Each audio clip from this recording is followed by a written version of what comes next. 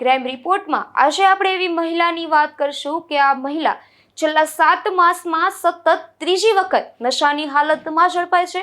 આ મહિલા અગાઉ નશાની હાલતમાં પતિ સામે બખેડો કરતા પણ ઝડપાઈ ચૂકી છે, જેના પગલે ચકચાર મચી ગઈ છે।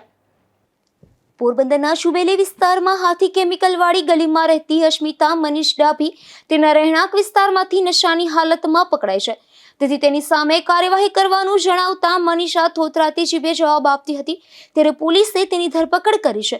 ઉલ્લેખનીય છે કે અસ્મિતા નામની આ ડમડમ હાલતમાં ઝડપાયેલી મહિલા અગાઉ તારીખ 23/8/2024ના રોજ તેના જ વિસ્તારમાં નશાની હાલતમાં પતિ સાથે બખેડો કરતી હતી। આથી પોલીસે જઈ તપાસ હાથ ધરતા બંને પતિ પત્ની નશામાં ચકચૂર હોવાનું સામે આવ્યું હતું। આથી બંનેની ધરપકડ કરાઈ હતી। ત્યારબાદ ગત તારીખ 26/9/2024ના રોજ પણ તે નશાની હાલતમાં પકડાતા ધરપકડ કરાઈ હતી, જેમાં નામ પર સમગ્ર રાજ્યમાં દારૂબંધી અમલમાં છે, તે મહાત્મા ગાંધીના જન્મસ્થળ પોરબંદરમાં જ હવે મહિલાઓ દારૂના નશા મામલે પુરુષ સમવડી બની રહી હોય તેમાં મહિલા વધુ એક વખત નશાની હાલતમાં પકડાતા અનેક ચર્ચાઓ જાગી છે।